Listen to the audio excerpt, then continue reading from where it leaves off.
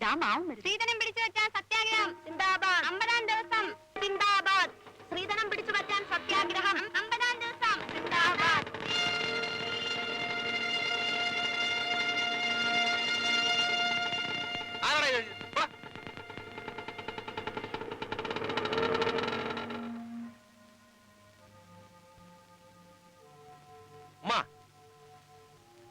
ഇത്താത്ത ഇവിടെ ഇങ്ങനെ നിർത്തുന്നത് മഹാനാണക്കേട. അളിയൻ ചോദിച്ച പണം കൊടുത്ത് അവരെ പറഞ്ഞേക്കണം. നീ ഓടിക്കിതച്ച് വന്ന് കൽപ്പിക്കുമ്പോഴേക്ക് എടുത്തു കൊടുക്കാൻ ഇവിടെ പണം വേണ്ടേ? ഉണ്ടായിരുന്ന പണവുമായി അയവ് പോയി. അത്രയ്ക്ക് നാണക്കേട് തോന്നുമെങ്കിൽ നീ തന്നെ അതും കൊടുക്ക്. ഉമ്മ പറയുന്നതിന് മുമ്പേ ഞാൻ അതിന് തയ്യാറായതാ. പക്ഷെ എന്റെ കയ്യിൽ പണം വാങ്ങിക്കാൻ അളിയൻ കൂട്ടാക്കുന്നില്ലല്ലോ. ഒരു കാര്യം ഞാൻ പറഞ്ഞേക്കാം, പണം കൊടുത്ത് ഇത്താത്തയും കുട്ടികളെ ഇവിടുന്ന് പറഞ്ഞ് അയച്ചില്ലെങ്കിൽ ഈ നാണക്കേട് സഹിച്ച് ഈ വീട്ടിൽ താമസിക്കാൻ എനിക്ക് പറ്റില്ല. ഞാൻ വേറെ എവിടെയെങ്കിലും പോകും.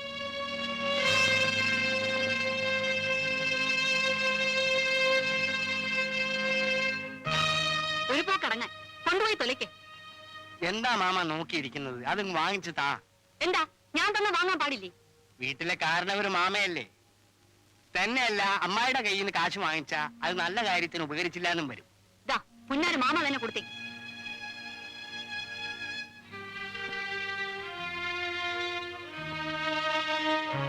അമ്മായി അങ്ങനെ അങ്ങ് പോയാലോ? ഈ പണം ഞാൻ എങ്ങനെ ചെലവ് ചെയ്യാൻ പോകുന്നു എന്ന് അറിഞ്ഞിട്ട് പോ. എനിക്കൊരു ചുക്കും അറിയണ്ട. അറിയണം, അറിഞ്ഞേ പറ്റൂ. ഷമീറിന് സ്ത്രീധനം തരാൻ വേണ്ടി അൻസാരി മാമ വിറ്റ വീടും പറമ്പുണ്ടല്ലോ, അത് ഞാൻ തിരിച്ചെടുത്തു കൊടുക്കും.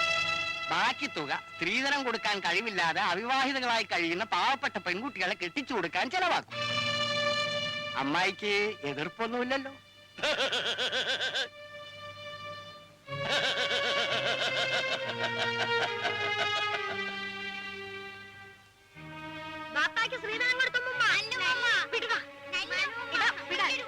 ഇതാ നിങ്ങളുടെ പേർക്ക് തിരിച്ചെഴുതിയ നിങ്ങളുടെ വീടിന്റെയും പറമ്പിന്റെ ആധാരം. പണം എനിക്ക് ഹസനാലി തന്നു.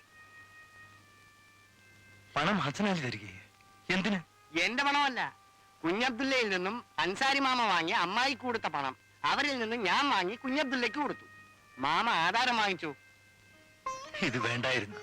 സാരമില്ല മാമ, ആധാരം വാങ്ങിച്ചു. ഇതാ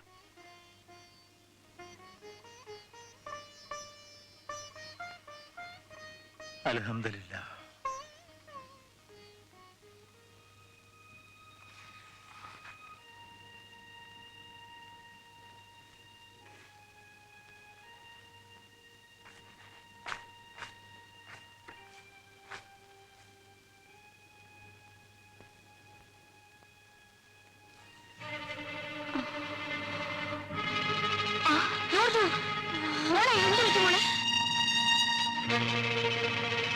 ബാപ്പയുടെ വെപ്രാളം കണ്ടിട്ട് നോടിച്ചിക്ക് എന്തോ കാര്യമായ അസുഖമുള്ള പോലെ തോന്നുന്നല്ലോ. രക്തം പോക്ക് കുറച്ച് കൂടുതലാണെന്നാ ഉമ്മ പറഞ്ഞത്.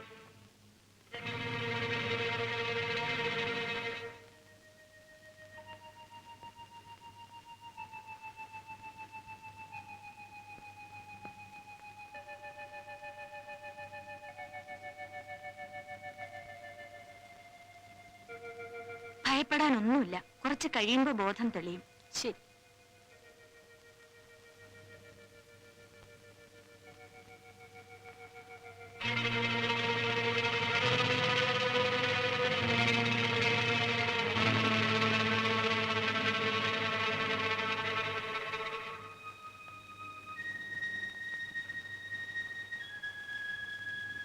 ഈ നില തുടർന്നു പോയാൽ അവരുടെ ജീവന് തന്നെ ഭീഷണി അയക്കും. എന്താ?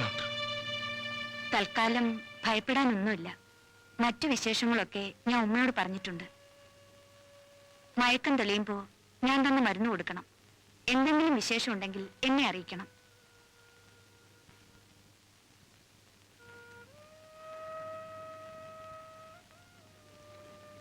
എന്താണ് അമ്മ ഡോക്ടർ പറഞ്ഞത്? ഉമ്മ കരയുന്നു. എന്താണ് അമ്മ കാര്യം? കാര്യം പറ ഉമ്മ. ഞാൻ നിന്റെ ദുർവിധി ഓർത്ത് കരഞ്ഞു പോയതാ മോനെ. ദുർവിധിയോ? ഉമ്മ എന്തോ മറച്ചു പിടിച്ച് സംസാരിക്കുന്നു. എന്താണ് ഉമ്മ? ഞാൻ എന്തിനു മറച്ചു പിടിക്കുന്നു? അല്ലെങ്കിൽ ഇത് എത്ര നാളത്തേക്കാണ് മറച്ചു പിടിക്കാനാവുക? ഉമ്മ മോൻ വിഷമിക്കരുത്. ഒരു ബാപ്പയാകാനുള്ള ഭാഗ്യം അല്ലാതെ നിനക്ക് വിധിച്ചിട്ടില്ല. എന്താണ് അമ്മ പറഞ്ഞത്? നൂർജഹാൻ മേലാൽ ഗർഭിണിയാകാൻ പാടില്ല. അങ്ങനെ വല്ലതും സംഭവിച്ചാൽ അവളുടെ ജീവന് വലിയ ആപത്തായിരിക്കും.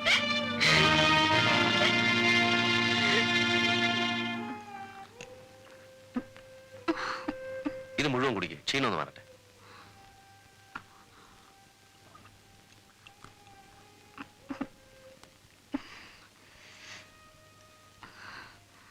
ഡോക്ടർ എന്ത് പറഞ്ഞു? ഡോക്ടർ പറഞ്ഞത് നീ കേട്ടില്ലേ? പരിശോധന തുടങ്ങുമ്പോഴേക്കും എനിക്ക് ബോധമില്ലാതായി. പിന്നീട് നടന്നതൊന്നും എനിക്ക് ഓർമ്മയില്ല. ഭയപ്പെടാനൊന്നുമില്ലെന്നാ ഡോക്ടർ പറഞ്ഞത്.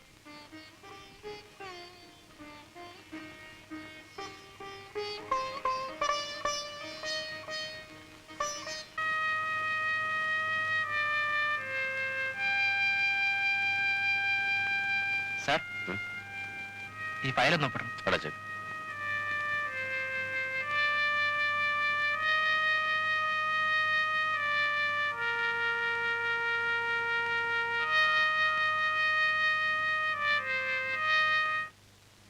അജ്മീർ ഖാജയെ പറ്റിയുള്ള പാട്ടിന്റെ കാസറ്റ് ഉണ്ടോ? ഉണ്ടല്ലോ. ഒന്ന് വെക്കാമോ?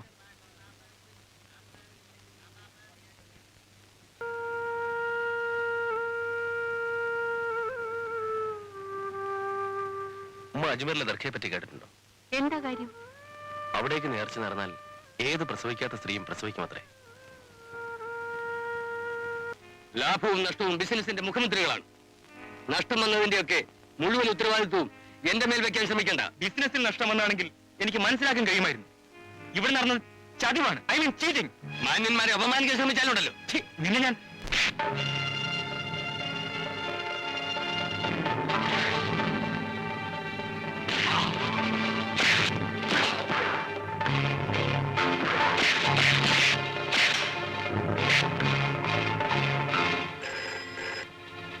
ഹലോ,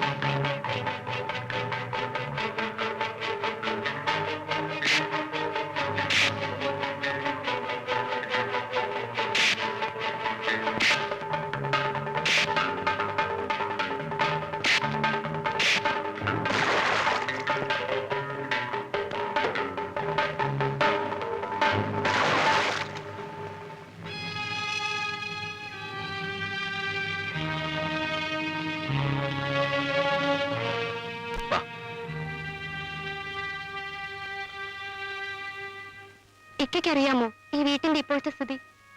വീട്ടുവാടക കൊടുത്തിട്ട് മാസം 2 സബിനെ, ഇല്ല, ഇനി ഞാൻ ഒന്നും വിളിച്ചു വെക്കില്ല. ഇക്ക എല്ലാം അറിയട്ടെ. കറണ്ട് ചാർജ് കൊടുക്കാത്തോണ്ട് ഇലക്ട്രിസിറ്റിക്കാർ ഫ്യൂസ് ഊരിക്കൊണ്ടുപോയി. പാൽക്കാരനെയും പലചരക്കാരനെയും കൊണ്ട് സഹിക്കാൻ വയ്യാതായി. എല്ലാം എന്റെ മാത്രം കുറ്റം കൊണ്ടാണോ? നീ പറഞ്ഞിട്ടല്ലേ ഞാൻ അയാളോട് പങ്കുചേർന്നത്? ആരും ആരെയും കുറ്റപ്പെടുത്തിട്ട് കാര്യമില്ല. ഏതായാലും കഴിഞ്ഞു നോക്ക് കഴിഞ്ഞു. വരൂ, നമുക്ക് വീട്ടിലേക്ക് പോവാം. വേണ്ടിക്ക, ഇതൊക്കെ എന്നെ നേരെയാക്കിയിട്ടല്ലാതെ ഞാനിനി അങ്ങോട്ട് വരില്ല.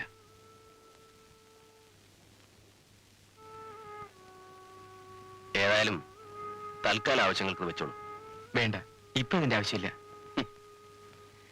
എന്നെങ്കിലും ഇവിടത്തെ പൊറുതി മതിയാന്ന് തോന്നുമ്പോ നിങ്ങൾ അങ്ങോട്ട് പോരും.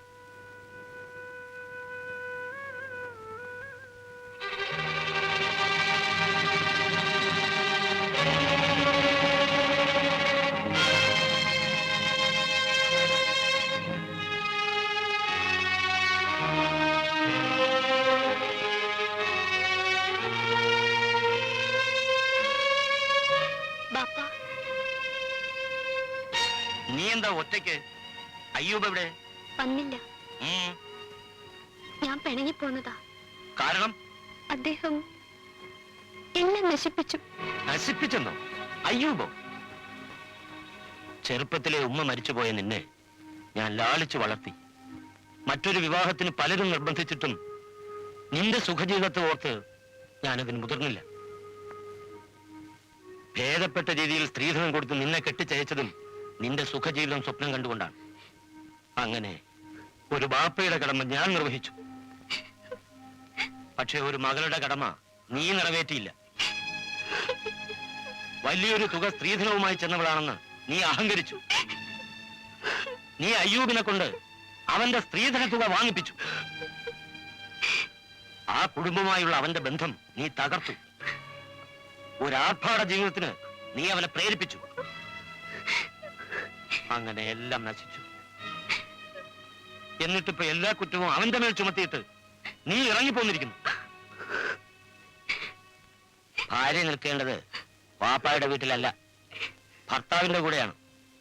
നിനക്ക് പോകാം. ഇനി കരഞ്ഞുകൊണ്ട് യാതൊരു പ്രയോജനവുമില്ല. എന്ന് നീ അയ്യൂബിനെയും കുട്ടി ഇങ്ങോട്ട് വരുന്നോ, അന്നേ ഞങ്ങൾക്ക് ഈ വീട്ടിൽ പ്രവേശനമുള്ളൂ. നിനക്ക് പോകാം.